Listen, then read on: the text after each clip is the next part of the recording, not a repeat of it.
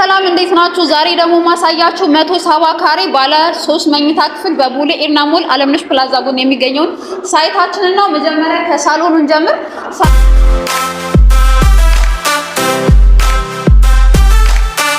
ሳሎኑ እንደምታዩት ብርሃን የሚያስገባ ሰፊ የሆነ ሳሎን ነው ያለን፣ ባለ 3 መኝታ ማለት ነው። እንደምታዩት እዚህ ጋር ያለው ኑ ተከታተሉ። ይሄ ኦፕን ኪችን ወይም ደግሞ ከበር ስንገባ ክፍት ኪችን የሚባለው ማለት ነው። እዚህ ጋር የሚሆነው ኦፕን ኪችኑ ነው። ይሄ ደግሞ ሳሎኑ ነው።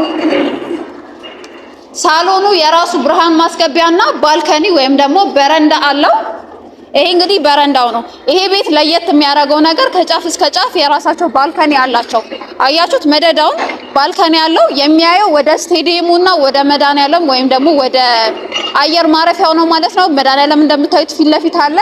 ስቴዲየም ደግሞ ኳስ በሚኖርበት ሰዓት ቀጥታ ከቤታችሁ ሆናችሁ የምታዩበት ቤት ነው ማለት ነው። ይሄ 170 ካሬ ነው። በመቀጠል የምንሄደው ወደ ክሎዝድ ኪችን እና የሰራተኛ ክፍል ነው። ይሄ እንግዲህ የሰራተኛ ክፍል ነው። እዚህ ጋር እየተሰራ ስለሆነ ነው። በዚህኛው በኩል ደግሞ ክሎዝድ ኪችን አለ ማለት ነው። ክሎዝድ ኦፕንም ኪችን ሁለት አማራጭ ነው ያለው ማለት ነው። ትራዲሽናልም ሞደርንም ማለት ነው። በመቀጠል የምንሄደው ወደ አንደኛው መኝታ ክፍል ነው ማለት ነው።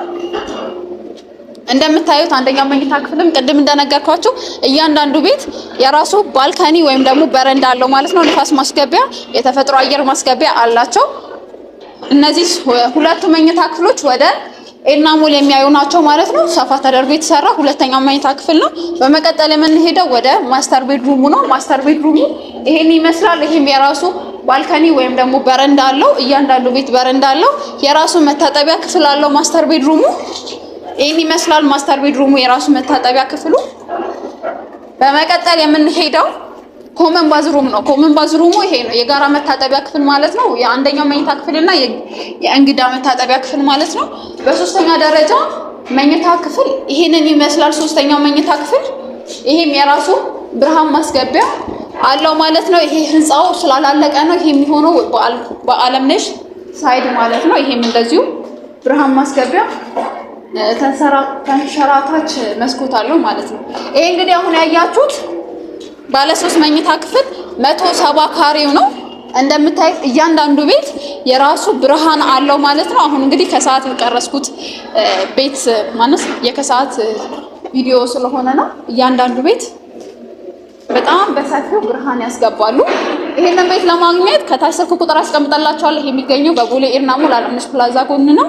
ለበለጠ መረጃ ከታች ስልክ ቁጥር አስቀምጠላችኋለሁ። እኔ ቤዛ ነኝ። ደውሉልኝ። ቻው